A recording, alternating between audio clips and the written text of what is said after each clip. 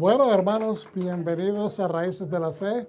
Bienvenidos a un Shabbat más. Y yo les digo a toda la congregación aquí presente, Shabbat Shalom. Shabbat Shalom. Sean ustedes bendecidos, el Eterno los colme a todos ustedes, tanto los presentes como los que nos miran por redes sociales, con muchas bendiciones, hermanos. El Shabbat es un día de regocijo y bueno, queremos pasarla bien y nos hemos reunido para recibir del Padre. ¿Cómo recibimos del Padre? Escuchando su palabra. Su palabra es la que nos nutre. Entonces, en este día estaremos estudiando en este Shabbat, Ki Tetzei. Ki Tetzei es cuando salgas, o en esta ocasión yo decidí ponerle al salir, que viene siendo prácticamente lo mismo. Al salir. Entonces, la guerra entre el caos mental, las convicciones divinas. La guerra entre el caos mental y las convicciones divinas es el subtítulo que yo sentí que era un nombre bastante adecuado, un subtítulo adecuado para lo que vamos a estar viendo, porque el ser humano perennemente, el creyente, ¿okay? No el que no cree, no el que no tiene que darle cuentas a Dios, esa persona no se tiene que preocupar si lo está haciendo bien. Si no lo está haciendo bien, si lo está haciendo bien, no le preocupa. ¿Por qué? Porque no tiene una convicción de entendimiento que hay un ser supremo que está sobre su vida a quien le tiene que dar cuentas, tanto en vida como después de la vida. Pero nosotros que hemos creído, hemos experimentado, hemos vivido una relación con Hashem, sabemos que Él está completamente presente en todo momento de nuestra vida. Y entonces nos debatimos al diario, nos debatimos a diario. Y muchas personas dirán, wow, ¿cómo que te debates a diario? Sí, hermano. Muchas personas tienen esta falsa concepción de que por ser creyentes y ser personas que siguen y estudian la palabra de Dios, hacen buenas obras y todos que no les pasan pensamientos negativos en el diario vivir, día a día. Cuando se confrontan con situaciones adversas, a veces los pensamientos fluyen, a veces los sentimientos y las emociones se caldean. Y durante esos procesos uno tiende a recibir esa vibración o esa inclinación a hacer lo contrario de la voluntad de Dios. No es que lo estés haciendo, pero sientes esa inclinación como que te atrae porque te sientes motivado o impulsado o coercido por la molestia, por el enojo, por algo que te agrió el día. Entonces, nosotros que tenemos que darle esas cuentas al Señor. Y queremos también no solamente estar en paz con Dios, pero queremos estar en paz con nosotros mismos. Nos debatimos en una guerra a diario entre el caos mental, lo que pasa por nuestra mente, y las convicciones divinas, lo que entendemos es la voluntad de Dios. La gente dice, la ley de Dios, amén, es correcto, pero es la convicción divina, es lo que Él desea para nuestra vida, es lo que Él desea que hagamos que le agrada a Él. ¿Cuántos dicen amén? Entonces, hermanos, aunque seamos gente firme de fe, aunque seamos personas que caminan rectamente, siempre vamos a estar en esta lucha perenne. Es verdad que es una guerra continua entre el caos que se debate en nuestra mente y la convicción divina, porque es en la mente donde se debate. Hay muchos libros que se han escrito por muchos diferentes ministros en referencia a la batalla de la fe se libra en la mente. Y muchos títulos parecidos a ese. Pero es verdad. Es donde nosotros nos debatimos, donde peleamos la batalla de la fe. Y a eso es lo que nos estamos refiriendo en este día. Entonces, Ki Tetzei comprende este estudio en la Torá, Deuteronomio capítulo 21, desde el verso 10 al capítulo 25, 19. Esa es la porción, la parashá. Deuteronomio 21, 10 al 25, 19. En los profetas se estudia a Isaías, el 54, 1 al 10, 54 verso 1 al 10, y también en ámbitos mesiánicos consideramos estudiar Isaías 52, 13. También en el Pacto Renovado o Nuevo Testamento leemos Mateo capítulo 24 del 29 al 42 y algunas otras escrituras que vamos a estar viendo en este día. Esta es la porción Quitetze, la número 49, en el procedimiento de estudio anual de la Torah. Y siempre te decimos, hermano, por favor, si el contenido que nosotros estamos brindándole, le estamos compartiéndole, es de una edificación espiritual, por favor, regálenos un like, un comentario positivo, y eso nos ayuda a nosotros, ¿verdad?, a saber cómo estamos siendo de bendición. Es importante, y si Dios les mueve el corazón para que hagan una ofrenda, por favor, mándenos esa ofrenda porque va a ser también de una bendición recíproca, especialmente para este ministerio. Baruch Hashem, Raíces de la Fe, es una iglesia mesiánica y ustedes lo saben, nos regocijamos alabando al Padre, conociendo la gran misión de nuestro Mesías. Y sabemos que la Biblia es la plataforma de todo conocimiento. Esa es, como decimos, la piedra, la roca donde está establecida todo el aparato, toda la casa espiritual. Y a este concepto claro que la Biblia es nuestra plataforma principal, agregamos recursos académicos, entendimiento de tradiciones, aspectos socioculturales del antiguo Medio Oriente y del primer siglo, el entendimiento de los sabios judíos, el Talmud, la Mishnah, la Gemara, profecía de lo que Dios estaba hablando y de lo que Dios continuará hablando al presente. No sé qué pasó, creo que me fui fuera del aire en un momento o fue simplemente la computadora. Ok. Perfecto, vamos hacia adelante. Estos son algunos de los recursos consultados que hemos utilizado para preparación de este mensaje, especialmente los que están a mano derecha: Deuteronomio, JPS Torah Commentary, el Humash, el Midrash Dice, el Corazón de la Torah, y también Torah.org. Hemos consultado algunas cosas ahí, y del libro Yeshua, una guía para entender el Jesús real de la iglesia original. Resumen entonces, diga conmigo SICOM. Eso es resumen. No voy a explicar, hermanos, voy a ir rápido porque hay mucho que compartir hoy. Se delinean leyes claras sobre tomar esposas cautivas y de respetar los derechos de los hijos primogénitos.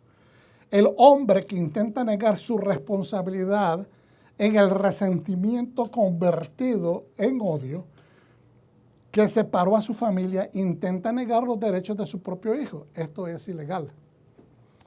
El hombre debe de reconocer que cuando hay un hijo malcriado, ese muchacho no salió así solo, no creció así solo. Se le permitió, se le consintió, se le dio autoridad para hacer cosas que lo han llevado hasta ese momento. Entonces es responsabilidad paternal y maternal que los hijos sean bien educados o terminen siendo contumaces. Esto puede producir a un hijo rebelde, un niño que no valora los derechos privados de las personas o la propiedad y que eventualmente será ejecutado por sus crímenes, porque dice, uy, eso suena bien fuerte. Pues hoy en día tenemos en una sociedad, hay un sinnúmero de criminales todos los días en las ciudades grandes en todo el mundo hay crímenes, hay asesinatos y son producidos por muchachos que no fueron bien formados. Entonces, y que eventualmente será ejecutado por sus crímenes contra la sociedad. Ejecutado o puesto en la cárcel de por vida. Prácticamente eso es una ejecución en vida. Cuando una persona pierde la libertad, de por vida, eso es estar muerto en vida, es estar encerrado, es estar en un infierno sin fuego. necesariamente, pero estás en un infierno. ¿Cuántos dicen amén? Entonces, es una tragedia que nos ruega que consideremos las consecuencias a largo plazo de nuestras acciones. Y usted dirá, pero yo no soy el criminal. Sí, pero lo que nos está tratando de enseñar la Torah con estos casos es que nos enfoquemos en crear hijos que temen a Dios para que no se perviertan y no pierdan el camino. Las leyes relativas a las penalidades de juicio, como la ejecución y el entierro. ¿Cómo se debe de ejecutar a una persona que recibe la pena capital? Estamos hablando de 3.500 años atrás, aunque aún hoy en día existe la pena de muerte en muchos de los estados en Estados Unidos. En muchos ha sido abolida, pero todavía existen estados donde se lleva a cabo la pena capital. Y en el caso de la Torah nos dice de que el cuerpo de una persona debe de ser puesto inmediatamente en su tumba tan pronto caiga el sol. El entierro, ¿verdad?, de tal persona, devolver artículos perdidos, especialmente cuando uno encuentra el animal caído, cuando uno encuentra un animal caído, un animal extraviado, el transvestismo, o travestismo, que esto tiene que ver con que el hombre tiene que vestirse como hombre, no como mujer, ni la mujer, o sea, es decir, la mujer tiene que vestirse como mujer y no como hombre. Y se detalla el nido de los pájaros, que esto tiene que ver mucho con la gracia, la misericordia, el entendimiento de la preservación de la especie y prácticamente de ser una persona sabia. Es decir, no comerse los huevos y la paloma al mismo tiempo. Las leyes relativas a barandillas. Y uno se pone a pensar, ¿qué es esto de barandillas? Desde la antigüedad se crearon leyes que decían que cuando se construyeran techos en las casas, que se pusieran barandillas para que la persona que fuera a reparar el techo se pudiera agarrar y no se cayera cuando estuviera trabajando. Agricultura mixta, se prohíbe mezclar las semillas, combinaciones prohibidas de telas, los tzitzits nuevamente se mencionan, que son los tassels o los, ¿cómo se dice en español? Se me acaba de olvidar ahora la palabra en español, tzitzits. Los tassels o los borlas, es una de las traducciones. La esposa difamada, y ya sea bajo sospecha o versus la evidencia, la pena por adulterio y la violación de una joven prometida o soltera, la prohibición de casarse con la esposa de un familiar del padre, el hijo que es un mamzer, es un hijo que no tiene un padre que lo ha reconocido, y se detalla la prohibición de casarse con una amonita y moabita, es decir, descendientes de Amón y de Moab. Las leyes relativas a matrimonios con edomitas o egipcios, la santidad de campamento militar, albergar a esclavos fugitivos, casos de prostitución, interés deducido y se ordena cumplir los votos. Mire qué montón de ordenanzas contiene estos capítulos. Porque la Torah está interesada en darnos una dirección correcta. Las leyes relativas a los trabajadores que puedan comer mientras cosechan, el divorcio y las nuevas nupcias, excepciones militares para un nuevo marido, tomar una piedra de molino como garantía de un préstamo no es permitido, es inclusive inmoral hacer eso. El castigo por secuestro, lepra, se detalla en las leyes generales en materia de garantías para préstamos. Y por último, hermanos, yo sé que es una lista bastante larga, pero lo que yo quiero que ustedes noten en nombrar o enumerar todas estas áreas de vida que cubren estos 4 capítulos es que le demos crédito a la Torah y que entendamos que inclusive nuestra constitución en los Estados Unidos de Norteamérica está basada en estas leyes. Los líderes norteamericanos, cuando estaban sentados deliberando cómo iban a establecer las leyes de este país, se basaron mucho en la Biblia y extrajeron de esto, digamos, los pensamientos sabios, los consejos de sabiduría, de entendimiento, y ellos los lograron plasmar en una forma que todavía hoy siguen vigentes. Entonces, las leyes relativas al pago puntual de los salarios. Qué importante es eso, especialmente hoy en día. El testimonio de familiares cercanos, preocupación por las viudas y los huérfanos, gavillas de granos olvidadas, frutos sobrantes de las cosechas que no se deben de recoger, sino que se deben de permitir que personas pobres lleguen y recojan de esos frutos que quedaron después de haber levantado la cosecha, ¿verdad? Cuando se reciben los azotes, las cuñadas sin hijos, que, ¿verdad?, está la ley del levirato, del matrimonio levirato, cuando una mujer casada se muere el marido y no tienen hijos, entonces el hermano siguiente de ese varón, la ley le dice que se case, que tome por esposa a esa mujer para que le dé un hijo que represente a su hermano. Y se mira, ¿verdad?, el caso cuando una persona no quiere tomar a esa mujer como esposa, etc.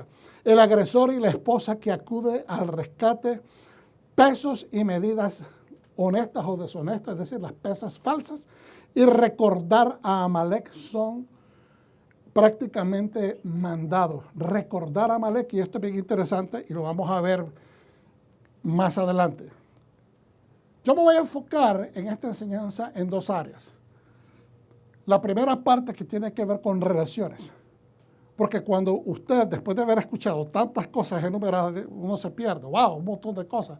Pero las primeras tienen que ver con relaciones inmediatas familiares.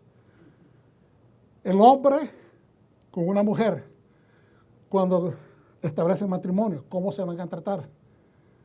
Los hijos. Cómo tratar a un hijo malcriado, qué hacer con un hijo malcriado, cómo hacer con los criminales, cómo hacer. Y todas estas cosas tienen que ver con relaciones, tanto comunales, familiares, sociales y matrimoniales. Entonces, y después de eso, de ver esta área de relaciones, cómo trabajarla, vamos a ver lo que tiene que ver con recordar a Amalek. Porque aunque usted crea que no están conectadas, están interconectadas por unas situaciones que van más allá de lo que nosotros a veces pensamos superficialmente, pero están bien conectadas. Amén. Entonces, mire, Mateo 6:31, creo que yo escribí esto mal. Mateo 6, esto está mal. 31 al 33 debería haber sido ahí. Entonces, me disculpan ahí por ese error, pero les aclaro, Mateo 6, del 31 al 33. Así que no nos angusties preguntando. Así que no os angustiéis preguntando, ¿qué comeremos? ¿Qué beberemos? ¿O cómo nos vestiremos? Porque son los paganos los que ponen su corazón en todas estas cosas. Fíjense bien, las personas que están perennemente ocupadas, preocupadas, completamente ansiosas de qué van a comer hoy, qué vamos a tomar hoy, cómo nos vamos a vestir hoy, son personas que están actuando entonces de una manera pagana, y esto suena bastante fuerte. Yo sé que cualquiera que pueda escuchar esto y dice, bueno, alguna vez yo he estado preocupado por eso porque había carencia en mi casa. Amén.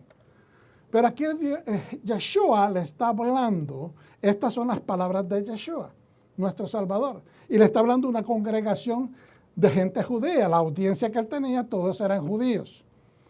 Por lo menos en su mayoría. Estoy seguro que habían personas de otras naciones que transitaban por Israel. Pero él está hablándole netamente, o por lo menos de donde nosotros podemos entender las Escrituras, es una audiencia judía. Porque son los paganos los que ponen su corazón en todas estas cosas. Son los paganos los que se preocupan de esa manera. Tu Padre Celestial sabe ¿Qué es lo que necesita, verdad? Lo que necesitan todos. Tu Padre Celestial sabe que los necesita a todos. Es decir, el que tiene fe, la persona que tiene fe en el Eterno, la persona que sabe que le sirve al Eterno, la persona que tiene una relación cercana con Dios, no tiene que preocuparse de estas cosas porque va a ser proveído. No estoy hablando que la persona se sentó en su casa a esperar que le llegaran bendiciones, sino que estamos hablando de una persona que hace su parte como un ser humano, que va a trabajar, que se mueve, que busca, ¿verdad?, el pan para su familia, que está haciendo diligentemente su trabajo. No se debe de preocupar, porque el Señor va a proveer. Amén. Entonces, verso 33, y aquí está una gran llave. ¿Ok? Porque yo sé que lo hemos visto miles de veces, pero es importante que lo miremos con otros ojos hoy. Pero, y ese es mejor, está en paréntesis y en otro color porque es para mayor énfasis que se puso ahí. Pero es mejor buscar primero su reino. En otras tradiciones dice el reino de Dios. Su reino se entiende que se está refiriendo al reino de Dios. Y su justicia, ¿de qué justicia está hablando? De la justicia de Dios. Y todas estas cosas, ¿cuáles? Las cuales te preocupan. Las necesidades que te preocupan. Los suplementos que te preocupan también os serán añadidos. Entonces lo que Dios quiere es que no actuemos como paganos, dice. Las personas que están esmeradas todo el tiempo en tener más, en querer tener siempre, en qué me tengo que comer. Gente que está todas las semanas comprando ropa, que están todas las semanas viendo qué es lo que van a comer, qué restaurantes mejores van a ir a visitar, de qué manera se van a vestir, si me he visto de marca o qué marca, si Louis Vuitton o qué. Todas estas cosas son preocupaciones innecesarias en el creyente, porque sabemos que Dios las va a suplir. No deben de ocupar el tiempo calidad de nuestra mente. Son decisiones en el momento. A la hora que vas a comer es cuando tú decides qué vas a comer. Pero usted era pastor, usted le está dando bastante duro a ese bush, está bateando bastante a ese arbusto. Pero es que la verdad, a veces esos pequeños arbustos nos toman el tiempo y tratamos de podarlo y estamos prácticamente perdiendo tiempo calidad en este tipo de cosas. Dios quiere que tengamos fe de que Él va a ser nuestro proveedor y que todo lo que Dios provee es de calidad. Amén. Entonces, vamos a hacer la oración, hermanos, todos juntos, dándole respeto a la palabra del Eterno. Y dice, Berahu et Adonai HaMevorach, Baruch atah Adonai Eloheinu melech haolam asher בחר בנו מכל העמים ונתן לנו את תורתו. Bendecido es Yahweh y bendito es Él. Por siempre será. Bendito eres Adonai, nuestro Elohim, Rey del universo, que nos escogió entre todas las naciones y nos instruyó con su Torah. Bendito es Adonai, dador de la Torah. Amén. Pueden sentarse. Y entonces vamos ahora a Deuteronomio. Voy a tratar de ir rápido, hermano, así de que póngame atención.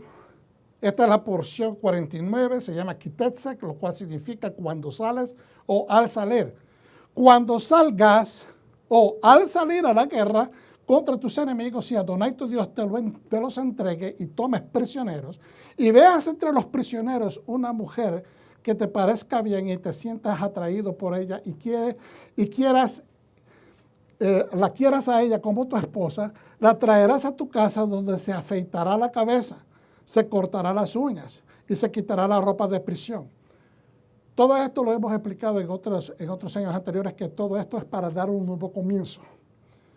Cortarse, afeitarse la cabeza no solamente es una guía de un ritual de purificación, cortarse las uñas lo mismo, y cambiarle de ropa, se le está cambiando el estatus de prisionera a una persona doméstica, una persona de casa, no doméstica de trabajo, pero de casa. Ahí se quedará en tu casa llorando a su padre y a su madre, en otras versiones dice haciendo luto, durante un mes completo, 30 días, después de los cuales podrá entrar para tener relaciones sexuales con ella y ser su marido, y ella será su mujer. Si pierdes el interés en ella, y aquí hay un paréntesis, ¿por qué va a perder interés por ella? Si él fue el que la escogió, él la deseó, él la trajo a su casa, él fue el que la escogió y la hizo su mujer. ¿Por qué va a perder el interés por ella? Bueno, porque pueden surgir desavenencias. La Torá no nos da el intervalo de tiempo entre una línea de la escritura y la otra, pero hay un intervalo de tiempo que es obvio, ha pasado y que ahora las cosas no están bien. Entonces, si pierdes el interés en ella, la dejarás ir a donde ella quiera.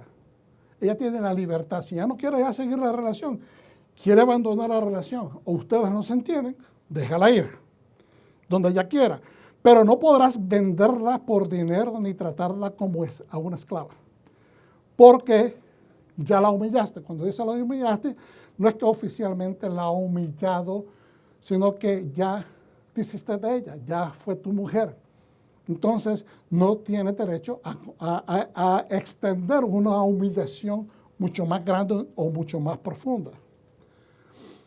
Una mujer en aquellos tiempos, después de casada o divorciada, se le hacía dificultoso encontrar un buen marido. Entonces, por eso es que se habla de la humillación. Si un hombre tiene dos esposas, entonces en poligamia, ¿verdad? Si un hombre tiene dos esposas, la una amada y la otra no amada, y ambas esposas, la amada y la no amada, le han dado hijos, y si el hijo primogénito es hijo de la esposa no amada, entonces cuando llegue el momento de pasar su herencia a sus hijos, no podrá dar la herencia de vida del primogénito al hijo de la esposa amada en lugar del hijo de la no amada, que en realidad es el primogénito. Quiere decir, si de las dos mujeres, la que ahora no ama, sigue siendo su esposa, pero no la ama ya, pero esa es la que tiene el hijo mayor, cuando él esté a punto de morir, si quiera pasar la herencia, él tiene que reconocer al primogénito, al primero que nació de sus hijos, como tal, porque eso es lo legal. No puede cometer injusticia en contra de ese muchacho porque simplemente dejó de amar a su mujer. Porque Dios le dice bien claramente, usted va a continuar con esta ley bien estructurada. No puede quitarle su beneficio. Verso 18. Si un hombre tiene un hijo térrico, creo que me salté el 17, no debe reconocer como primogénito al hijo de la esposa no amada, dándole un doble porción de todo lo que posee, porque él es las primicias de su virilidad y el derecho del primogénito es suyo. Si un hombre tiene un hijo terco y rebelde que no obedece lo que dice su padre o su madre, y aún después de que lo disciplinan, él todavía se niega a presentarles atención, es decir, sigue siendo un malcriado, entonces su padre y su madre lo agarrarán y lo llevarán a los jefes de la ciudad, a la puerta de aquel lugar, es decir, a los tribunales de la ciudad. A las puertas significa los tribunales, y dirán a los jefes de la ciudad, a los líderes, este hijo nuestro es terco y rebelde, no nos hace caso, vive salvajemente, se emborracha. Entonces todos los hombres de la ciudad le apedrearán hasta morir. Ese hijo se consideraba que era, y que acuérdese, la ley de Dios dice, honrarás a tu padre y a tu madre. Para que los días se te alarguen en la tierra que Hashem, tu Dios, te va a dar. Pero si tú no honras a tu padre y tu madre, tus días se van a cortar, y eso es donde tiene la conexión. Ahora, los padres están llegando, en este caso, ¿verdad?, que nos presenta la Torah, a un límite de paciencia donde ya no aguantan. Y ellos tienen que llevar al hijo que está completamente, entiéndase, es un muchacho que está completamente descontrolado, quizás hasta haciendo acciones criminales, y entonces lo llevan ante los jefes de la ciudad, lo denuncian, eso es lo que significa, lo denuncian, y va a ser encontrado culpable. Y eso conlleva la pena capital automáticamente. Entonces, fíjense bien, cualquiera que me escucha, que está viendo este video, yo no estoy mandando a matar a nadie. Esto estamos estudiando la Torá. En su contexto histórico de hace 3.500 años, donde esta era la ley, y esa ley era aún más justa que las leyes que había en otros pueblos, en otras naciones, en otros reinos. Entonces, ¿qué es lo que está haciendo Dios? Exigiendo este nivel de compliance, de obediencia de parte de los padres, que lleguen al punto de llevar a su propio hijo y denunciarlo, con la posibilidad de que va a ser encontrado culpable y puesto a la muerte. ¿Qué es lo que está haciendo Dios con esto? Entonces, vamos a ver un poquito más adelante. ¿Okay? Y dice, y todo Israel se enterará y tendrán miedo. Estamos empezando a entender. Y todo Israel entenderá y tendrán miedo. ¿Qué es lo que está haciendo Dios? Quiere causar que todo el pueblo, todas las familias, tengan temor. Que empiecen a considerar cómo están haciendo las cosas. Si alguien ha cometido un delito capital y es ejecutado y luego colgado de un árbol, ¿qué significa cuando lo colgaban de un árbol? Es equivalente a maldición. Maldición. Amén. ¿Ok? Es equivalente a maldición. Maldito es aquel que es colgado de un árbol. Muchas personas piensan de que esto de colgar de un árbol, la tortura de la cruz fue inventada por los romanos, pero el colgar a alguien puede haber sido ahorcado, puede haber sido degollado, colgarlo, eran maneras ¿cómo se llama? De traer a justicia a alguien que estaba pagando por su crimen y eran colgados de árboles. Entonces, ¿qué significa eso de maldito es aquel que es colgado de un árbol? Bueno, la persona, hermanos, que cae bajo la maldición de la ley. Caer bajo la maldición de la ley es, tú no obedeciste, desobedeciste la ley, desacataste la ley, cometiste crimen, cometiste pecado y crimen. Entonces la ley, los líderes te han encontrado culpable. La culpabilidad, el veredicto de la ley en contra de tus crímenes es lo que se llama condenación. Entonces, la condenación es equivalente a maldición. Entonces, maldito es aquel que fue encontrado culpable y que la ley lo hace pagar por su falta. Entonces, muchas personas malinterpretan y dicen, no, es que maldito es aquel que está bajo la ley, entonces nosotros no estamos bajo la ley. Eso es malinterpretación. Eso es malinterpretación. No, nosotros los que obedecemos a Dios no estamos debajo de la ley. Estamos en la ley, lo cual significa estamos en Yeshua, estamos en Cristo, significa que andamos en la ley. Pero nosotros no estamos arriba de la ley para desacatar la ley. Amén. Nosotros no podemos estar arriba de la ley para decir yo no necesito la ley. Porque eso es peor todavía. Eso es lo que nos va a llevar a salirnos del camino, porque quien puede mantenerse en la dirección correcta sin acatar leyes, sin acatar dirección. Ya lo hemos estudiado en este año 2 o 3 veces en las últimas parashas, que un país, un reino no se puede gobernar sin leyes. Eso es inaudito, es locura. ¿Me entiendes? Entonces, ningún reino, y nosotros no somos una religión, el pueblo de Dios no debe de ser un pueblo religioso, es un reino que acata las regulaciones del rey. Amén. Entonces, continuamos. Aleluya. Dice, y dirán a los jefes de la ciudad, este hijo nuestro es terco y rebelde. Entonces el hijo recibe el castigo. Después vimos, si alguien ha cometido un delito capital y es ejecutado y luego colgado de un árbol, su cuerpo no permanecerá toda la noche en el árbol. Se da cuenta que hasta eso, Dios está pendiente hasta de la dignidad del criminal. Que por ser criminal y por haber sido condenado, y la maldición de la ley vino sobre él y se le quitó la vida por eso, no significa de que su cuerpo tenga que ser puesto a la intemperie y que quede ahí como exhibición. Dios no permite eso. Sino que debe ser inmediatamente, antes de que caiga el sol, enterrarlo. dice, no permanecerá toda la noche en el árbol, sino que deberá enterrarlo el mismo día, porque una persona que ha sido ahorcada ha sido maldecido por Dios para que no contaminéis la tierra que Adonai tu Dios te ha en heredad. Entonces uno dice, wow, yo no sé si ustedes lo están viendo. ¿Para qué es que Dios trajo la condenación de ese criminal? Vamos a leerlo otra vez. Volvamos a hacernos la pregunta, ¿para qué es que Dios va a traer la condenación de un desobediente, de un criminal que ha infringido la ley? ¿Ok? Entonces, aquí está la pregunta. Porque una persona que ha sido ahorcada ha sido maldecido por Dios. Para que no contamine la tierra que Adonai tu Dios te ha dado en heredad.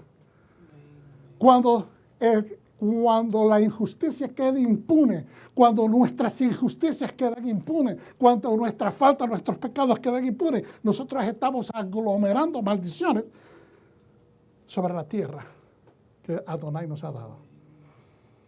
El pueblo de Dios elegido, el pueblo israelita, eventualmente el pueblo hebreo, el pueblo israelita, el pueblo judío que vive en Israel, no solamente se aplica a ellos, se aplica a toda persona creyente en el Dios vivo, toda persona que observa su palabra, toda persona que observa la Torah en el lugar donde estemos. Si nosotros somos transgresores de la ley, transgresores de la voluntad de Dios, estamos acumulando poco a poco cosas negativas en contra nuestra. Tarde que temprano vendrán las consecuencias. Y no estoy augurando fallas, estoy hablando la verdad. ¿Cuántos de nosotros quiere faltas? Nadie. ¿Quién quiere faltas? Nadie. Diga conmigo, nadie. ¿Estamos nosotros deseando hacer faltas hoy? ¿Cometer faltas hoy? No. Nadie. Amén. Pues entonces esa es la condición nuestra. Nuestro deseo es obedecer. Y de vez en cuando tenemos accidentes, hermanos. Y tenemos que tratar inmediatamente que tenemos esos accidentes, repararlos. Un ejemplo, y usted dirá, el pastor siempre está hablando de carro, pero si se le poncha una llanta, ¿qué hace usted? ¿Sigue caminando con la llanta punchada? Usted sabe que en solamente 100 metros de correr esa llanta así, usted la va a desbaratar. Ya no va a tener llanta. Entonces, ¿me está entendiendo? Si ya sucede una falta, ya sucedió un accidente, ya sucedió un percance, yo no le voy a sumar al percance. Voy a bajarme del vehículo y voy a buscar cómo reparar esa llanta. Si yo no la puedo reparar porque no sé de verdad nada, no puedo quitar una llanta y ponerla, pues entonces voy a buscar ayuda. Pero el punto es que usted no va a incrementar el nivel del accidente. Porque va en contra suyo, va en contra de su bolsa, va en contra de su bienestar. Entonces es ahí donde nosotros tenemos que ver con qué óptica estamos viendo nuestras faltas, nuestros errores, nuestros accidentes espirituales.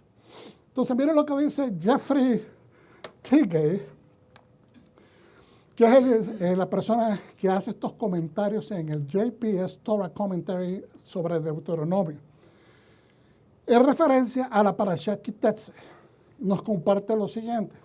El último grupo de leyes de Deuteronomio se ocupa principalmente de asuntos privados relacionados con los individuos, sus familias y sus vecinos. Los primeros 2 capítulos es acerca de esto. Es en sí un contraste con el grupo de leyes anteriores. The Shoftim era acerca de la nación, era acerca de los líderes, era acerca de obedecer las leyes, cómo se ven a formar, ¿ve? Y obedecer lo que te decían los jueces, ¿verdad? El Shoftim trataba de funcionarios públicos y asuntos relacionados con la nación en su conjunto, como nación. Pero ahora estamos a nivel personal, marital, familiar, comunal inmediato. ¿Okay? Varias leyes en esta sección de Devarim se reflejan la preocupación de la Torah. Cuando decimos la preocupación de la Torah, ¿es el libro que se preocupa por nosotros? No, la Torah representa Dios. Representa a Dios. Entonces, cuando decimos la Torah se preocupa, estamos diciendo Dios se preocupa. ¿Okay? Por el bienestar de las mujeres. ¿Cuántas mujeres de hoy dicen que la Biblia, miren, las famosas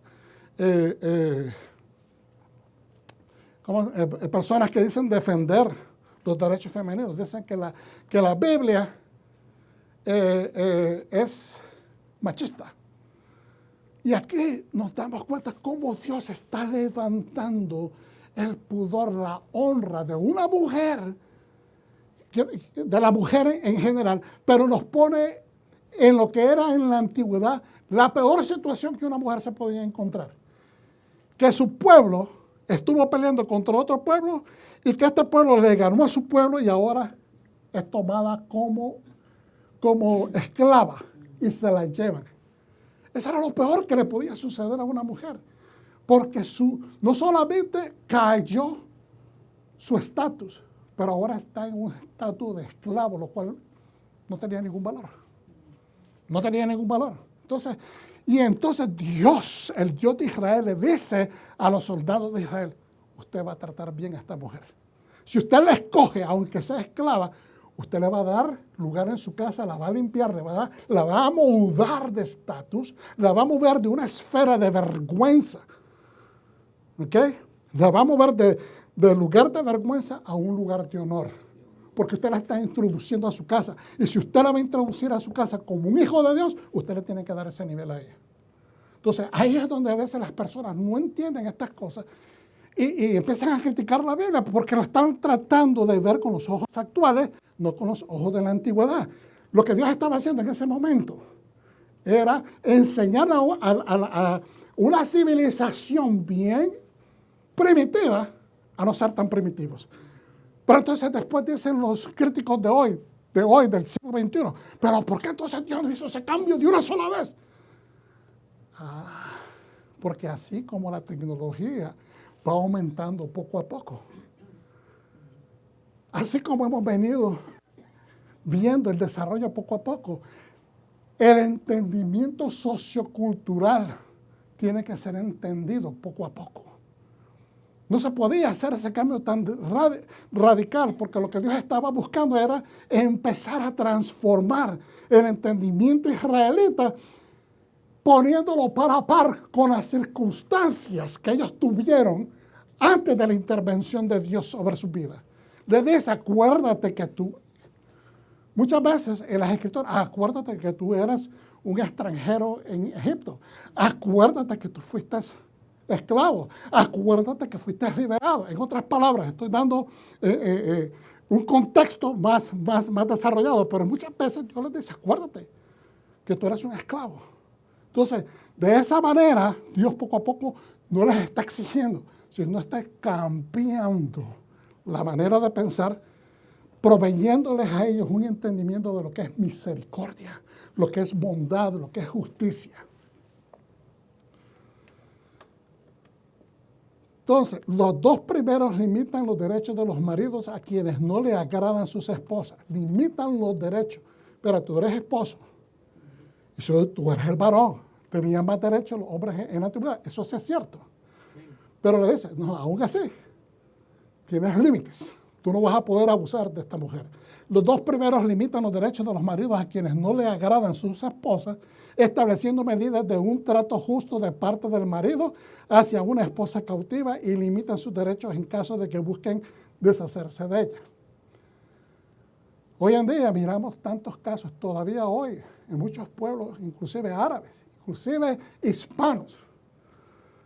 Hay mujeres que sufren maltrato al nivel, en algunas circunstancias, en pueblos árabes, son sometidas a que las apedreen. Por simplemente levantar acusaciones falsas para deshacerse de las mujeres. Y esto suena bien fuerte decirlo, pero hasta hay películas acerca de esto. Un caso famoso, ahorita se me escapa el nombre de esta mujer que fue una víctima. Pero esto sucede también en países latinos. También se revisan leyes que protegen los derechos de los hijos primogénitos, eso ya lo dijimos anteriormente. Pero aquí lo que Dios está haciendo es garantizar, ¿ok?, de que haya también un tiempo de entendimiento, un tiempo conyugal de la pareja. Por ejemplo, en el caso de un soldado que fue y encontró a esta mujer, se enamoró de ella, que no es israelita, pero ahora la hace ella se convierte, ¿verdad? Y busca, procura cambiar, pero eventualmente no cambian, pero aún así se les da un año donde este hombre se va a dedicar a ella. Durante ese periodo ni siquiera va a ir a la guerra otra vez, porque en el momento que se casa es como un nuevo comienzo. Dios le da esa prórroga de tiempo, según la ley israelita, que la pasa muy bien con su esposa por un año para que se conozcan, para que disfruten.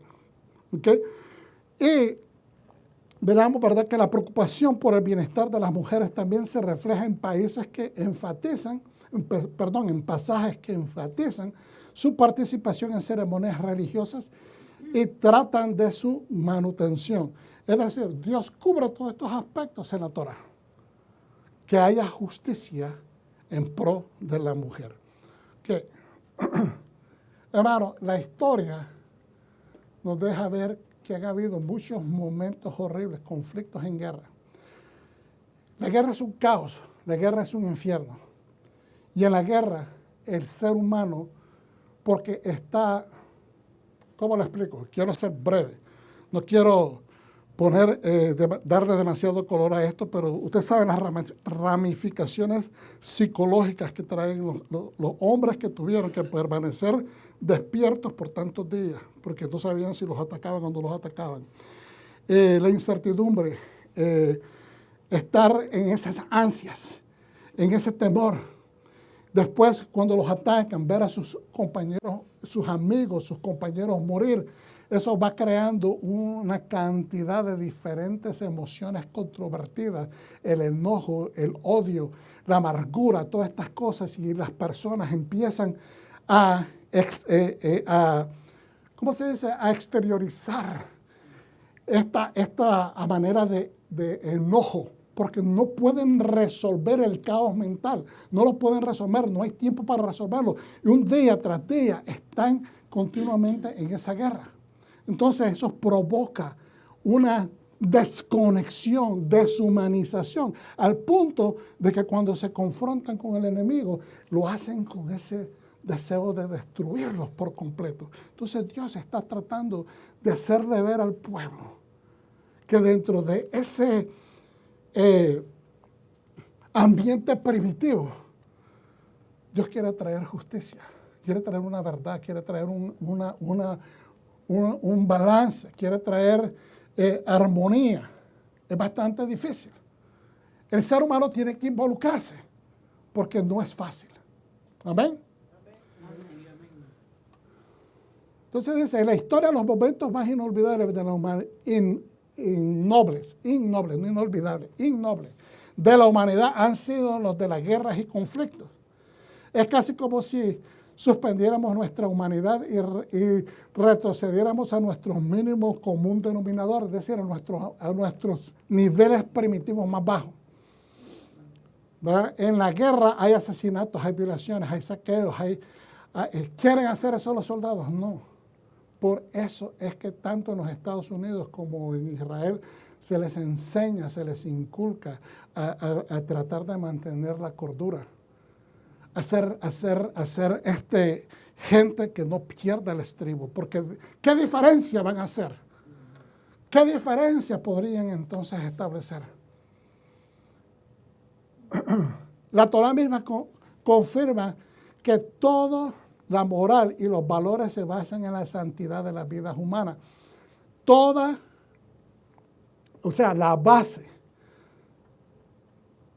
La base, vuelvo y repito, si se devalúa, voy a leer lo que está en azul, confirma cómo enseña la Torá que toda la moral y los valores se basan en la santidad de la vida humana.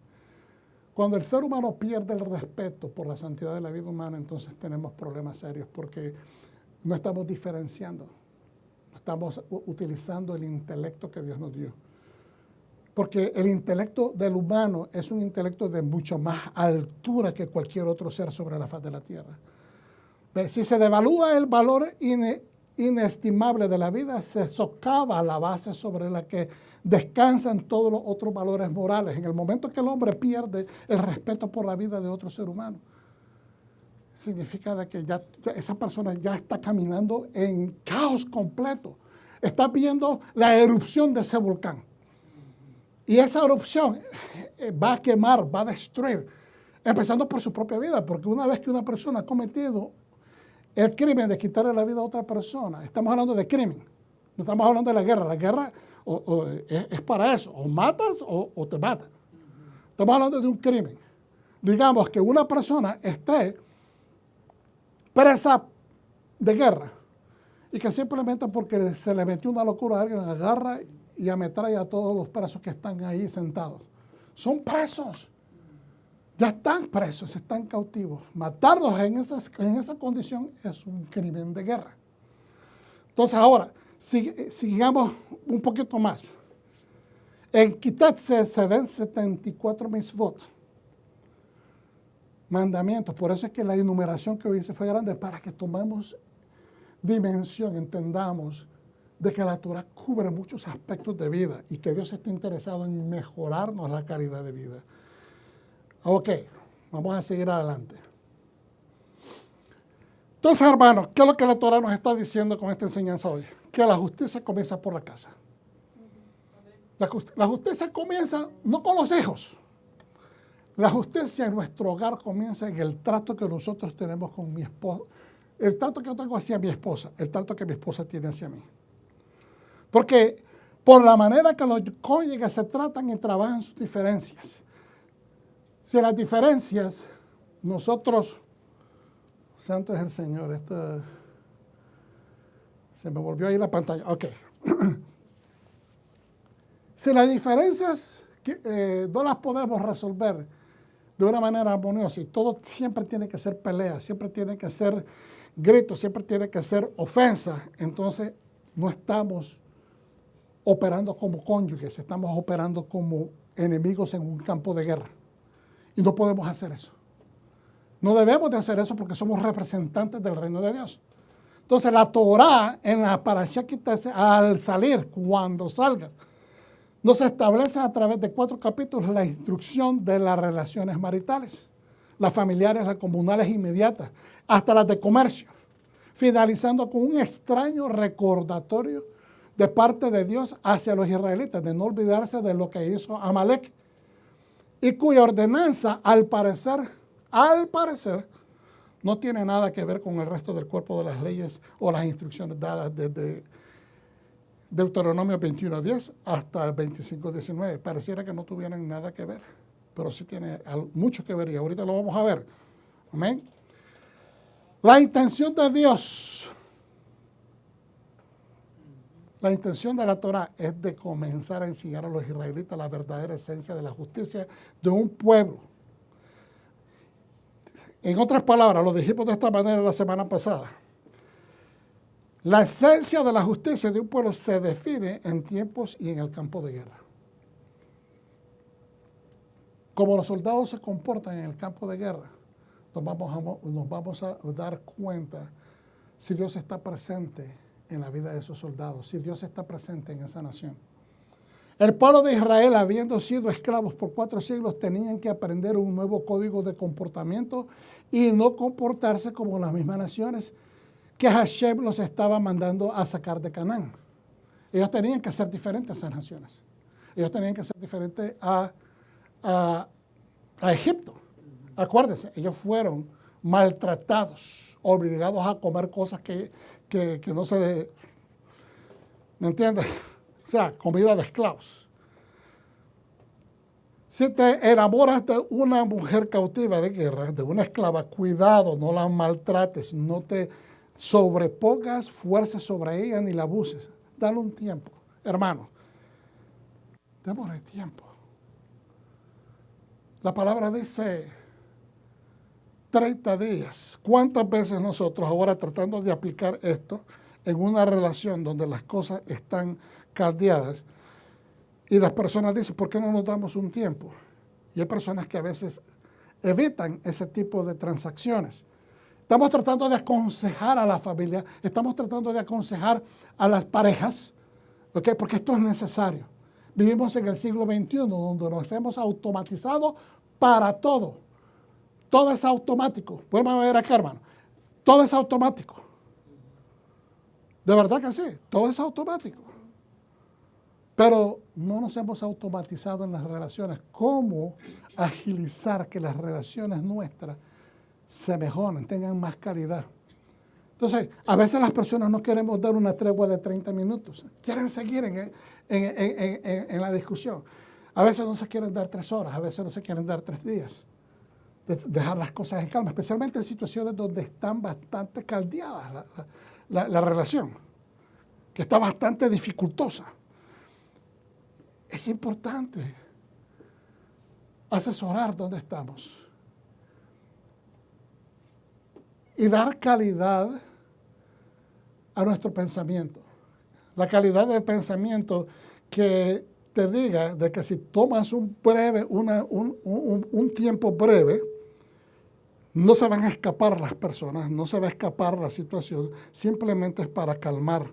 Y eso le va a dar, vamos a poder metrar, vamos a poder dar la mejor forma o reiniciar una conversación con una nueva actitud. Es tan importante. Y usted dirá, pastor, ¿será tan importante esto? Sí lo es. Porque es a través de conversaciones sanas, es a través de conversaciones armoniosas que nosotros podemos alcanzar un consenso. Pero en conversaciones donde hay antagonismos, ataques, reproches, no hay ningún tipo de consensos positivos. Siempre la ecuación va a terminar en negativo. Entonces, la intención de Dios o de la Torah es de comenzar a enseñar a los israelitas la verdadera esencia de la justicia. Estoy tratando yo en el argumento con mi esposa, con mis hijos, encontrar la verdad y la justicia, o estoy tratando de tener yo la razón. Estoy tratando yo de dominar y ser quien tiene la razón. Y al tratar yo de dominar, estoy utilizando ese término porque la mayor parte de hoy en día la gente, los que estamos viendo inclusive socialmente, donde un grupo político quiere dominar al otro, donde un equipo quiere dominar al otro, es decir, subyugarlo, dominarlo. Pero no podemos jugar en nuestras relaciones, tanto con los hijos, con las esposas, con nuestra comunidad, como que se juega un equipo de béisbol contra el otro. Porque no se trata de tomar dominio sobre la otra persona. Se trata de coexistir adecuadamente como una pareja, como una unidad familiar que busca no solamente la verdad, pero que busca la justicia para que nos podamos movilizar y alcanzar nuestras metas, ayudar, propelar a nuestros hijos a que alcancen mucho mayores metas que las que nosotros alcanzamos. Pero eso llega nada más a través de conversaciones adecuadas. Ok, mira lo que dice Mateo 22:1-10. Amén. Yeshua nuevamente usó parábolas al hablarles. El reino de los cielos es como un rey que preparó un banquete de bodas para su hijo. Pero cuando envió a sus esclavos a convocar a los invitados a la boda, estos se negaron a venir. A sus siervos. Los invitados se negaron a venir. Entonces envió a algunos esclavos más con instrucciones de que dijeran a los invitados, miren, he preparado mi banquete, he sacrificado mis toros y mis vacas engordadas y todo está listo. Venid a la boda. Pero ellos no se interesaron y se fueron, uno a una finca, otro a un negocio, y el resto agarró sus esclavos, los maltrató y los mató. A los que llevaron el mensaje de la invitación, a esos los mataron. El rey se enfureció y envió a sus soldados, quienes mataron a aquellos asesinos e incendiaron su ciudad. Entonces dijo a sus siervos, bueno, el banquete de bodas está listo, pero los invitados no lo merecen. Salid pues a las esquinas de las calles e invitad al banquete a cuantos encontréis. Los esclavos salieron a las calles, reunieron a toda la gente que pudieron encontrar, tanto a los malos como a los buenos, y el salón de bodas se llenó de invitados. ¿Qué quiere decir esto? Fíjense bien que hace el verso 10, dice que los sirvientes fueron a las calles exactamente a cumplir las órdenes del rey y reunieron a toda la gente que pudieron. Y había gente mala y gente buena. menciona primero a los malos Amén. y a la gente buena. Y el salón de bodas se llenó de invitados. Usted sabe que la gente mala también tiene fiesta. Celebran cumpleaños. Y tienen cumpleaños para sus hijos. La gente de las mafias hacen tremendas fiestas. ¿Verdad? Y no necesariamente entran a matar gente. No sé, estoy yéndome al extremo. Yo no estoy aplaudiendo, ¿verdad? De que hayan gente mala o esto así. No es ese el punto. Lo que estamos viendo es que el rey, que en esta situación está hablando de Dios, manda a invitar a los invitados originales, que son el pueblo judío, ¿verdad? Manda a invitar que vengan. Mi hijo se va a casar, la cena está preparada, vengan a la fiesta. No quisieron entrar. Pero ahora se van a invitar a los que no se creen que son justos, a los que se perciben como que no son merecedores, a los que se perciben que son impuros, a los que perciben que no son kosher, es decir, a las naciones. Y esos son los que entran a la fiesta, porque fueron invitados. No se impusieron, no entraron a la fuerza, no se invitaron solos, fueron invitados. Entonces, aquí el punto es que la justicia la ofrece Dios tanto a los buenos, a los elegidos, como a todo el mundo. La justicia de Dios es para todos. La Torah es para todos. Hay algunas personas que están proliferando un mensaje que dicen que la Torah no es para las naciones. Entonces, ¿cómo vamos a aplicar la Biblia en nuestras vidas? ¿Cómo podríamos llamarnos a gente que busca la justicia de Dios si no aplicamos la Torah a las naciones? Eso es inaudito. No se puede recibir ese mensaje, porque es incorrecto. Estaría diciendo que Dios no es justo. Y de eso se trata, que Dios es justo porque su justicia es para todo el mundo. ¿Okay? Tanto para el nacional como para el extranjero. Entonces ahora, volviendo a esto, ¿quiénes actuaron irreverentes ante una invitación a una fiesta? Los que eran originalmente elegidos. Yo no estoy echándole tierra a nadie, pero el punto que está, la referencia acá no es ver mal a los que rechazaron la invitación, sino que aprendamos que a veces estamos siendo otorgados con una justicia mucho más allá de la que merecemos. Las naciones han recibido también la misma justicia que Yeshua ofreció, de expiar las faltas, traer redención a nuestras vidas, pero muchos las rechazan. Están siendo invitados hoy en día, le ofreces hablarle unas palabras a alguien en la calle y te mentan a la madre, te dicen ofensas, te dicen hasta que te van a golpear, te quieren quitar la Biblia de las manos y rompértela, te la quieren patear. ¿Y qué los ofendió? Cuando lo que se está ofreciendo es amor. Se está ofreciendo la justicia de Dios. Pero el problema es que dentro de la injusticia donde ellos están metidos, dentro del caos mental, ellos se están debatiendo, diciendo, el caos mental mío es lo normal. Lo de ustedes es completamente alienígena.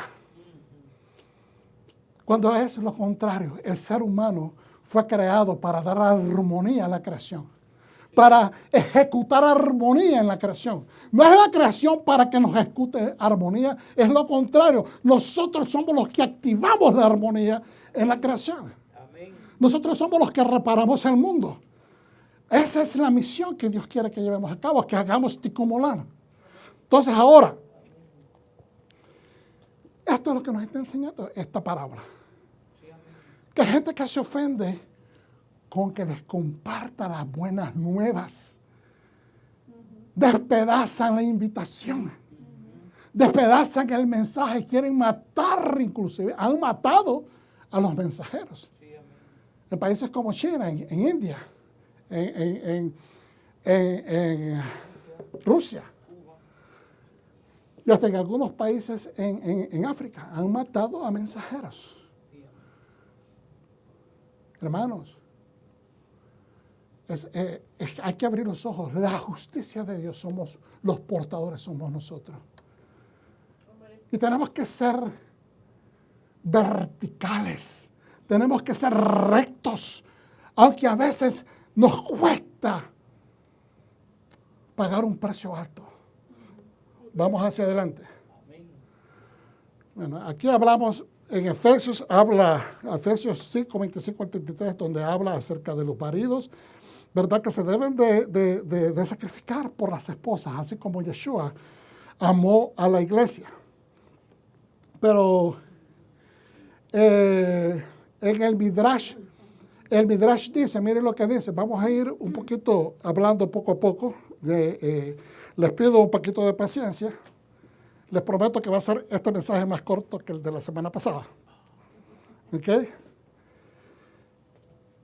Dice, el ejército judío debe de ser santo. El ejército israelita, el ejército de Dios. Porque ahora estamos, los que hemos sido anexados a esta visión de Dios a través del Mesías, somos parte de ese pueblo. Entonces dice, tal cual lo explicamos en la Parashá Shoftim, Dios ordenó que el ejército israelita esté integrado por Sedekim, por justos. Que esté integrado por justos. Tienen que ser entrenados en la actitud de justicia. Un creyente que no es observante de los mandamientos no es aceptado. Más aún, Moshe señaló ante los soldados, Dios causará que su Shejinah, que su presencia, descanse sobre ustedes y los salvará de sus enemigos, solo si son apartados. Dios quiere que el ejército sea un pueblo, sea gente apartada, para que Él pueda estar con ellos. Pero si hay inmundicia en medio de ellos, Dios se tiene que apartar. Y al apartarse de Dios, la presencia, la protección, la concesión de certeza que Dios da, que ellos van a vencer, que ellos van a tomar control sobre el enemigo, no va a estar.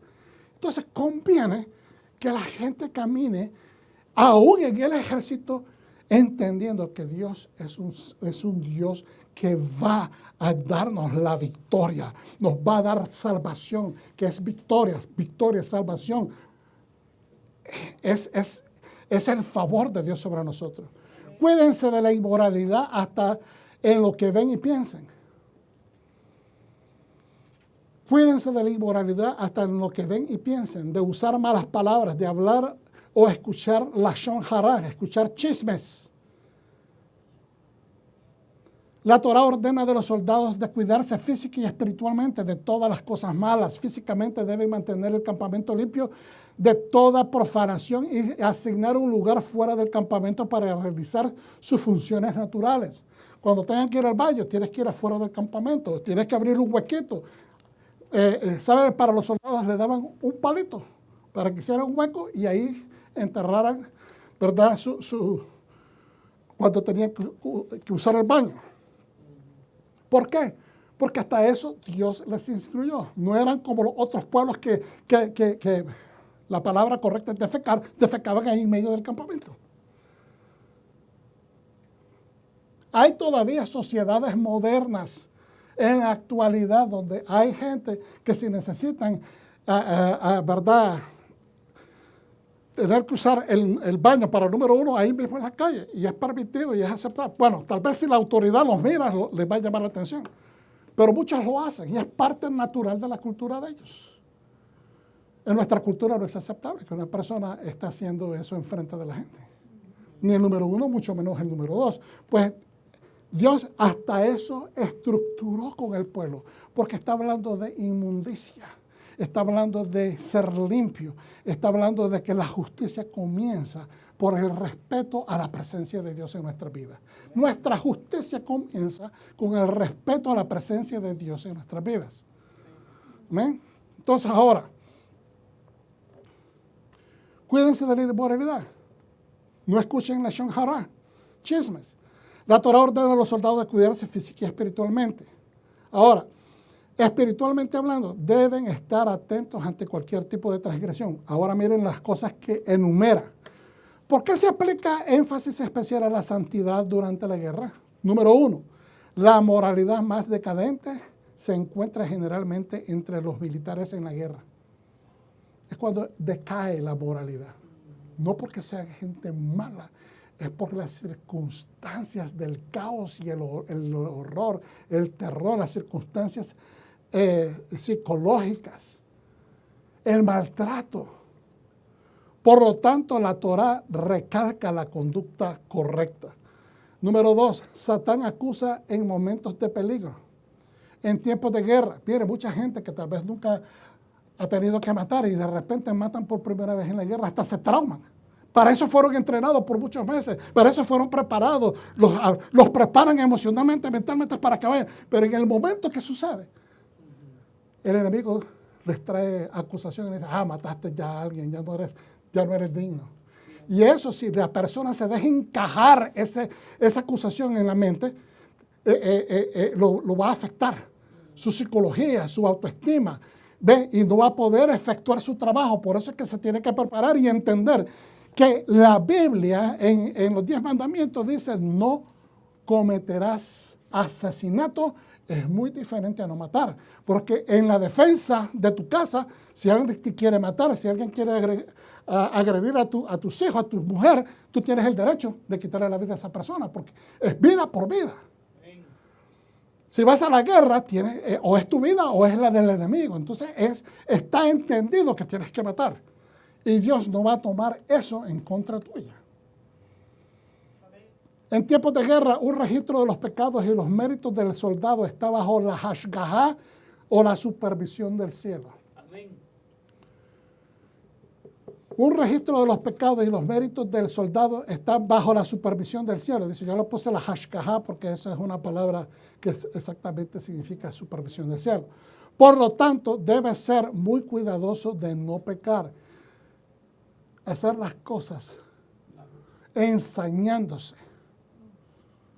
Por ejemplo, si ya lograste darle al enemigo, ya lo bajaste, ya está muerto, no de repente ahora por enojo y por deporte simplemente agarrar la ametralladora y empezar y dejarle ir todo el magazine a un cuerpo que ya está muerto. Eso es ensañarse.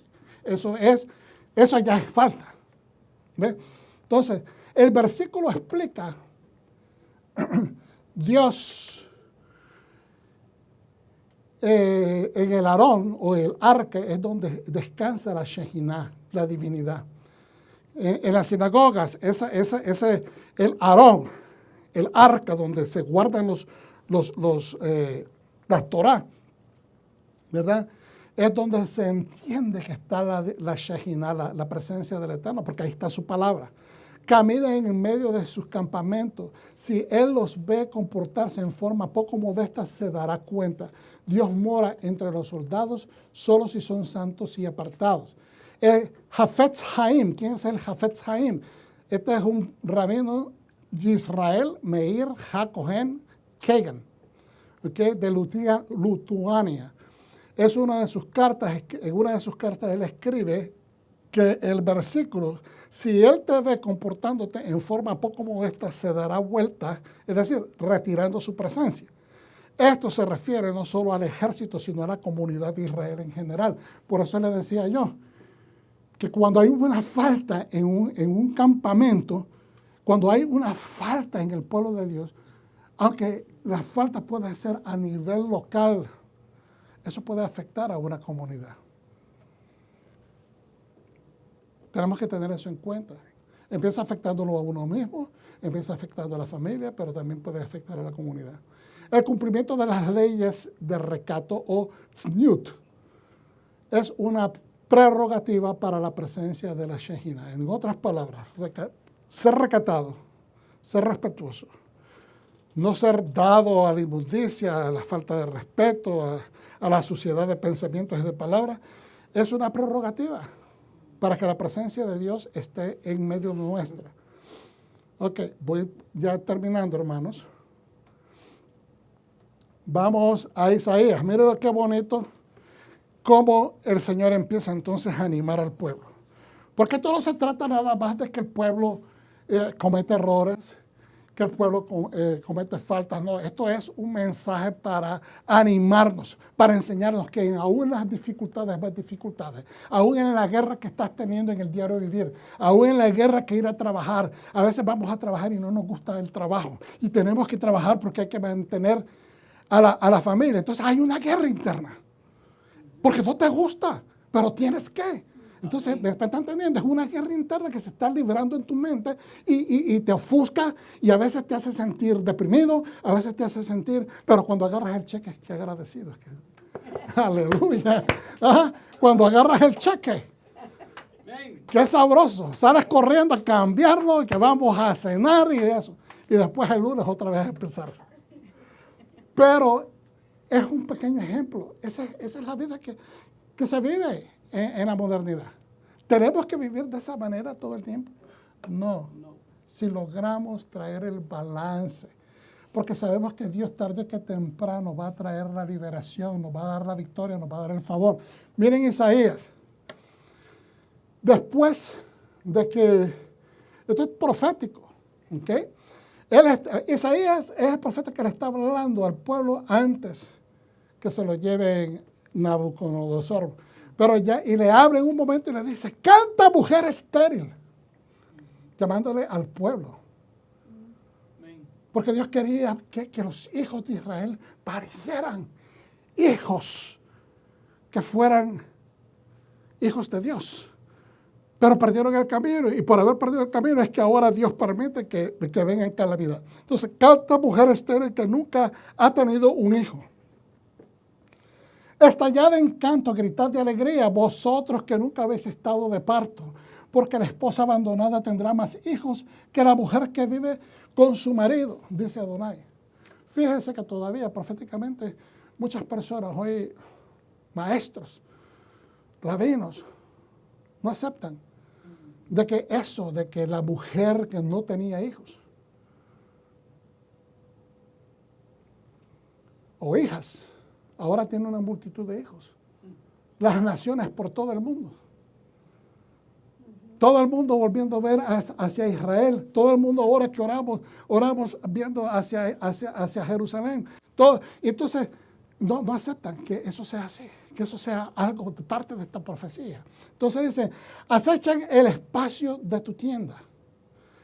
Ensancha el espacio de tu tienda, extiende las cortinas de tu morada, no te contengas, alarga tus cuerdas, fija las estacas de tu tienda. Fíjate lo que le está diciendo, te vas a estirar, te vas a amplificar, te vas a ensanchar.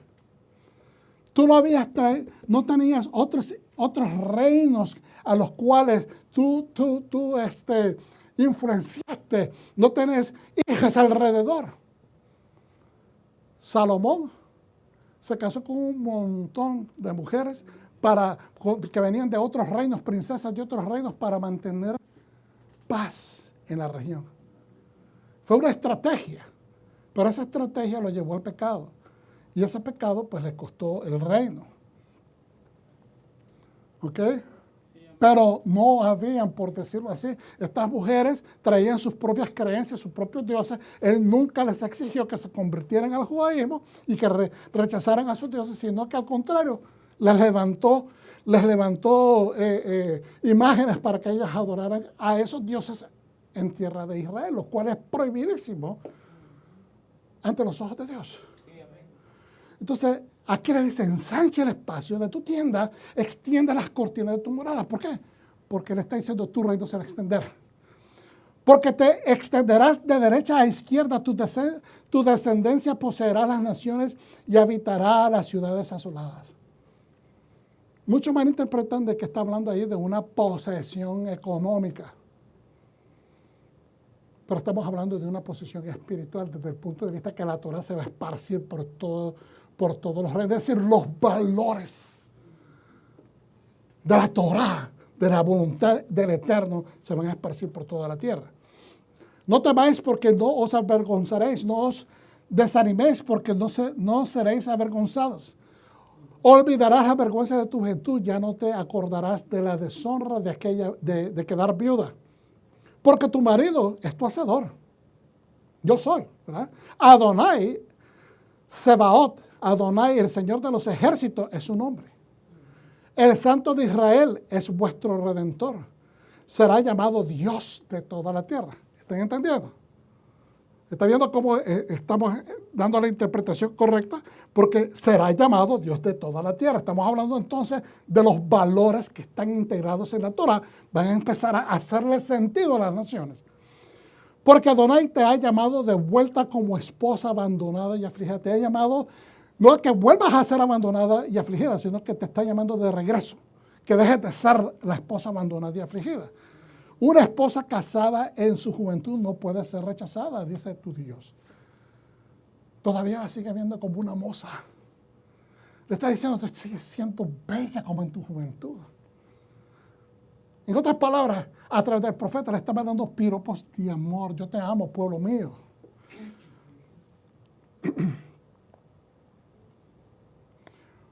Por un corto tiempo os abandoné, pero con gran compasión os retomo.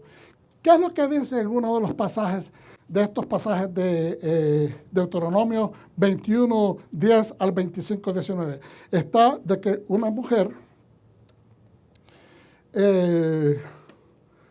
cuando se casa, es en Deuteronomio, les pido disculpas que ahorita se me vino hasta la mente, basado, que acabo de leer, el verso 7, por un corto tiempo os abandoné, pero con gran compasión os retomo. Ustedes saben de que dice la ley, de que si una mujer es dada carta de divorcio, ¿okay?, y se va, deja a su esposo, su primer esposo, y se va y se mete con otro esposo, pero este segundo le da también carta de divorcio. O sea, una mujer que tiene problemas de, ¿verdad?, quizás de llevarse bien. O quizás los varones no la tratan bien. Y entonces ella quiere divorciarse y se divorcia. Pero ahora ella quiere regresar al primer marido. Y dice la ley, no la puedes tomar de regreso. ¿Por qué? Porque si tú la tomas de regreso, vas a traer maldición sobre la tierra de Israel. Porque ella ya se acostó con otra persona. Y entonces, ¿por qué ahora Dios se está contradiciendo a Dios? Cuando dice de que por un tiempo te abandoné, ¿por qué? Porque como mujer ella anduvo sirviendo a otros dioses. Israel sirvió a otros dioses. Acabo de explicar de que Salomón también hizo algunas de estas barbaridades. Se introdujeron el culto, el abodazará a otras deidades, ¿verdad?, de otras naciones, y entonces el Señor estaba bien enojado y entonces los abandona, le da carta de divorcio a Israel. ¿Por qué?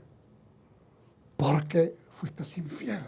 Pero ahora dice, te voy a tomar de regreso.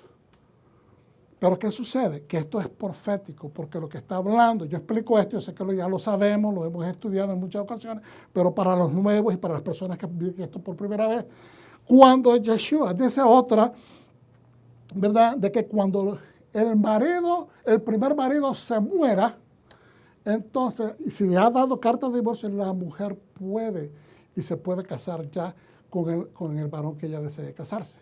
Queda libre automáticamente. Porque Yeshua lo dice, creo que es en 1 Corintios, a ver si me dan permisito acá, 1 Corintios, aleluya, santo es el Eterno. Un segundito, yo sé que la tengo por acá. 1 Corintios es donde explica de que, aleluya, bueno, sé que es en 1 Corintios, donde explica de que una mujer, muriéndose el primer marido, ella queda libre para poderse casar. Entonces, cuando le vinieron a hacer la pregunta a él, lo vinieron a tentar diciéndole de que si era posible el divorcio.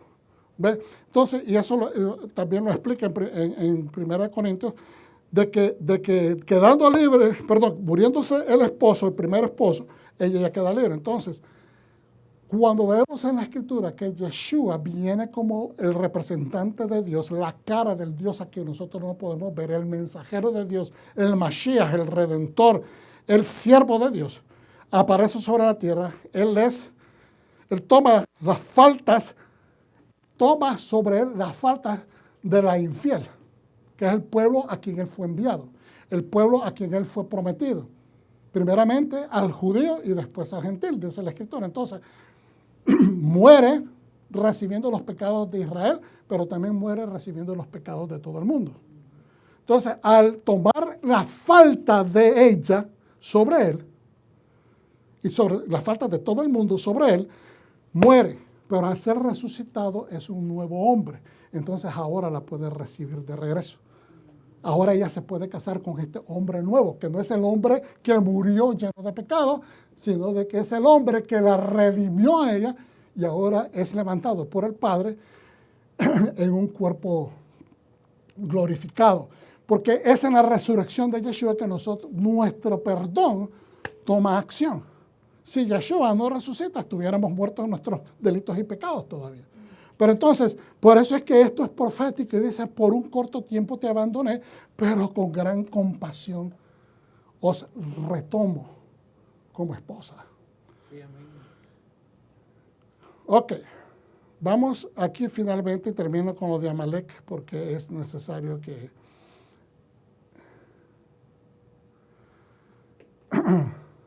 hablemos de esto y lo voy a parafrasear.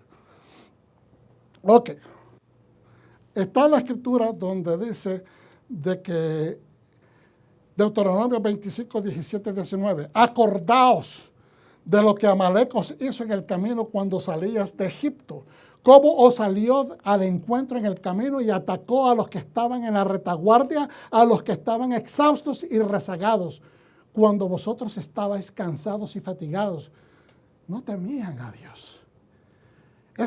Los que los atacaron a ustedes, ellos no tenían temor de Dios.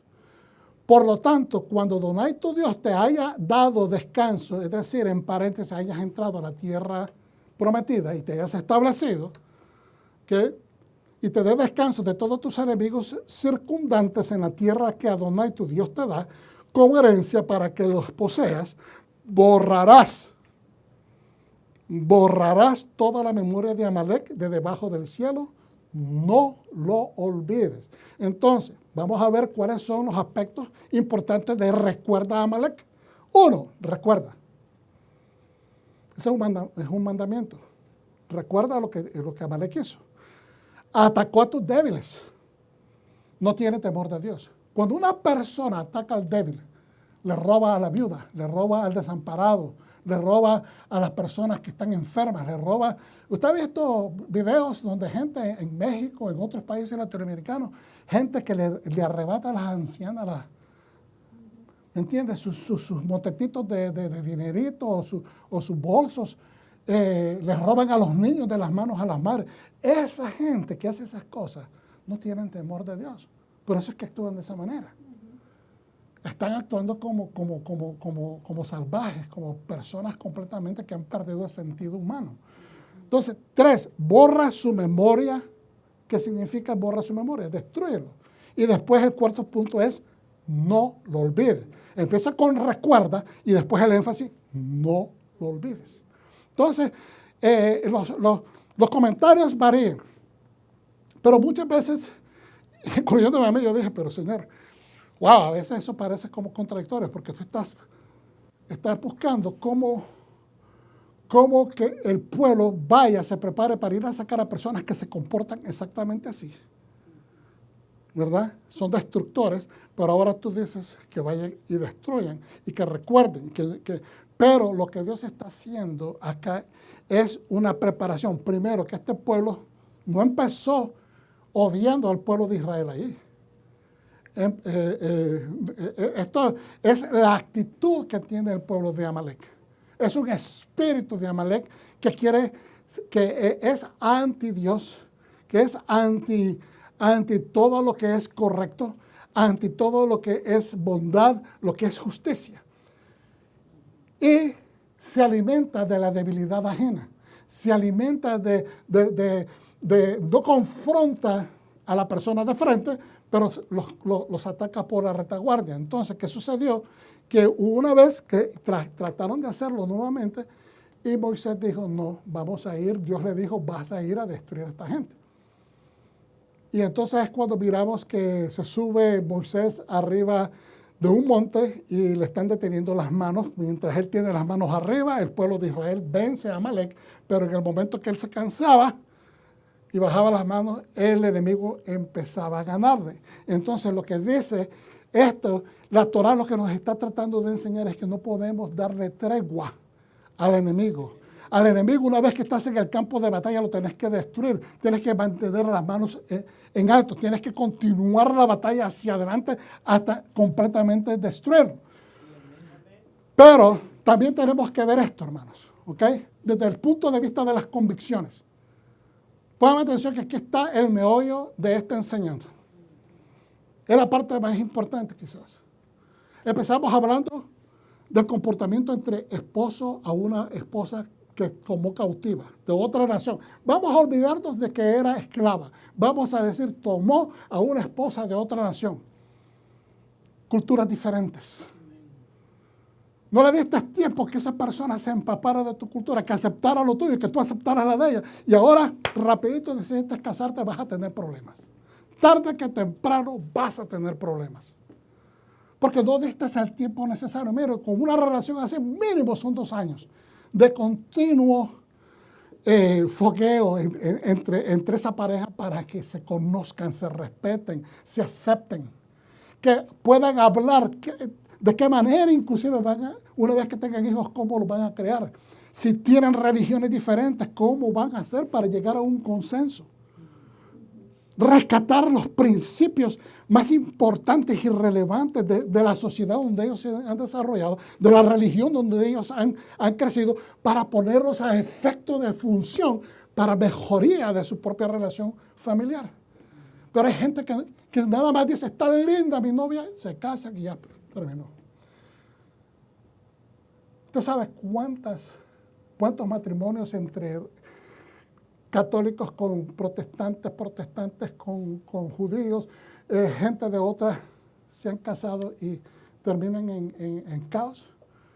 Porque no tuvieron la madurez de sentarse a hacer estas cosas. Es una función tan simple. Pero entonces empezamos con la relación de la pareja, la relación con los hijos.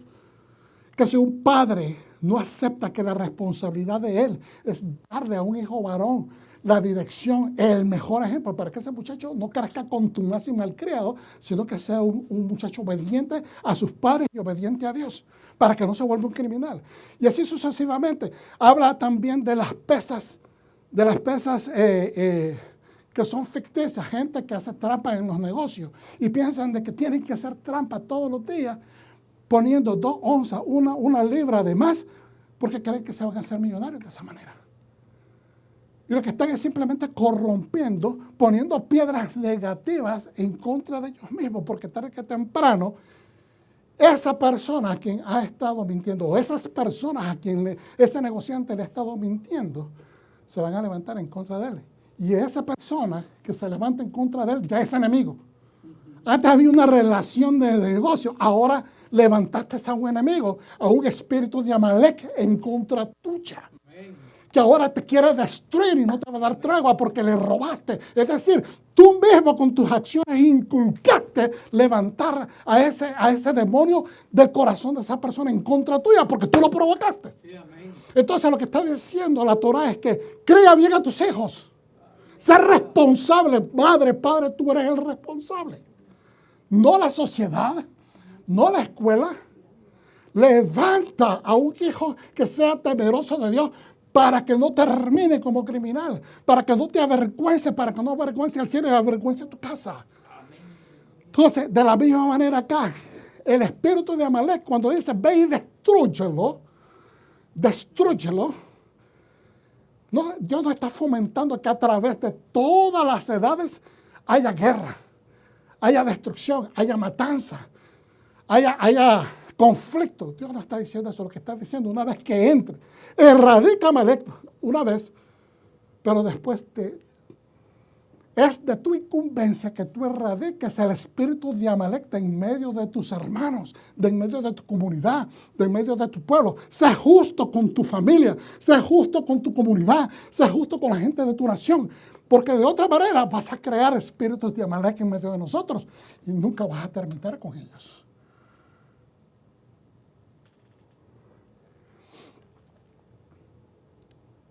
Amalek odia de gratis. Amalek envidia de gratis. Amalek no necesita todo el tiempo de ser levantado, se levanta solo. Pero en medio de los tuyos, en medio de tu propia familia, en medio de tu gente, de tu cultura, de la gente que amamos a Dios, no seamos injustos unos con los otros, porque eso levanta el espíritu de Amalek en medio del pueblo de Dios. No seamos provocantes de eso. Y usted dirá, pero ¿cómo podemos lograr eso? No dando permiso, no dando tregua, no cortando caminos, no haciendo las cosas al suave, ni ser demasiado permisivos durante situaciones. Y les voy a dar un ejemplo y ya. Mire lo que dice de Yeshua. Cuando Yeshua llegaron, dice, después que Jesús terminó, Mateo 11:1, después que Yeshua terminó de destruir a sus 12, instruir a sus 12 discípulos, pasó de ahí a enseñar y predicar en la ciudad de Galilea. Cuando Juan, que estaba en prisión, se enteró de las obras de Mesías, envió a sus discípulos a preguntarle, ¿eres tú el que había de venir o debemos de esperar a otro? Ya ustedes saben que le mandó a decir, hay señales, hay gente sana, se levantan los muertos, los ojos ven, etc. Para que él se convenciera que él era el Mesías. Verso 7. Cuando los discípulos de Juan se iban, Yeshua comenzó a hablar a la multitud acerca de Juan. ¿Qué saliste a ver al desierto? ¿Una caña mecida por el viento? Sino, ¿qué saliste a ver? ¿Un hombre vestido de ropa fina? No.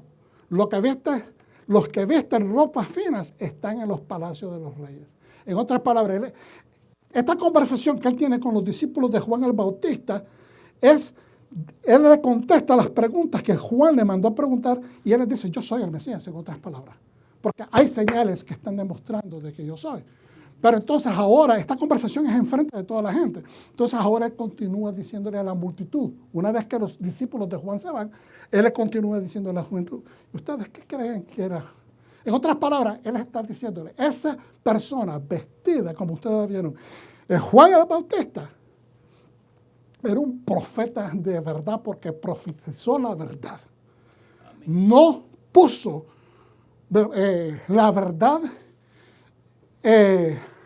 ¿cómo se dice? No se dobló ante las vicisitudes.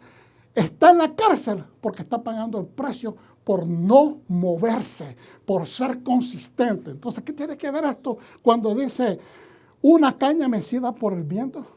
Entonces, en el libro de Yeshua, que habla acerca del Yeshua del primer siglo y de la iglesia del primer siglo, dice esta sección, se llama la parábola de la caña y la encina o el roble. En el tercer capítulo, concepto judío, se ve una parábola cuando Yeshua responde a la multitud judía en Mateo 11:7 respecto a Juan el Bautista. Pregunta, ¿qué saliste a ver al desierto? ¿Una caña, junco sacudida por el viento? Hubo una parábola muy conocida durante el judaísmo del siglo I, conocida como la caña y el roble. Él se está refiriendo a esa parábola. Por eso ellos entendieron de lo que él estaba hablando. ¿Okay? Sin una comprensión de esta parábola, nos resulta difícil captar las imágenes detrás de este mensaje o este pasaje que Yeshua les está enviando a la gente. Según la parábola, dice, junto al río se plantaron un roble gigante y una caña delgada. Cada vez que llegaba una tormenta, las profundas raíces del roble lo mantenían firmemente establecido, inmóvil, permitiéndole resistir la mayoría de los vientos. Sin embargo, un viento con fuerza suficiente, un viento, digamos, con un viento tornádico, con fuerza suficiente, podría derribarlo. Aunque esté bien fuerte, un viento con suficiente fuerza lo puede derribar. No había nada indeciso ni comprometedor en el roble. El roble estaba parado haciendo su función. La caña o junco, por el contrario, se doblaba hacia la derecha y hacia la izquierda, incluso con una ligera brisa. Venía un soplidito chiquito y ella se doblaba y se dobla. Es precioso de ver. ¿Okay? Pero la conclusión de la historia era que el roble, por su negativa a ceder, podía terminar perdiendo la vida en la tormenta. Su negativa a ceder, es decir, a mantenerse firme. A Juan el Bautista lo amenazaron de muerte, pero él se mantuvo fijo diciendo la verdad. No importa si lo rompieron. Vino ese viento fuerte que fue el rey que lo mandó a echar preso y después le terminó quitando la vida, pero él se mantuvo firme. Nunca se dobló como un roble. Mientras que hay personas que con el poquito de presión se doblan como el junco para la derecha y para la izquierda, dejando pasar cualquier mala crianza que la gente hace. Entonces, lo que habla esto es de mantener una convicción firme, de no vender nuestro credo, no vender nuestra fe, mantenerlo recto, sabiendo de que si tú castigas a tus hijos, les das lo que ellos merecen por su mala crianza, los estás educando porque los ama. No estoy hablando del abuso, estoy hablando de estructurarle la educación de una manera que ellos respeten a Dios, respeten a sus padres y respeten a su comunidad. Así es como construimos el reino de Dios aquí en la tierra, con firmeza. ¿Lo recibes, pueblo de Dios? Un aplauso para el Eterno entonces. Gloria al Eterno, Padre Santo, te damos gracias por esta palabra. Te doy gracias por el amor que nos brindas y por las enseñanzas sobre la rectitud de la fe. Te bendecimos y te honramos en el nombre de Yeshua HaMashiach. Amén. Shalom.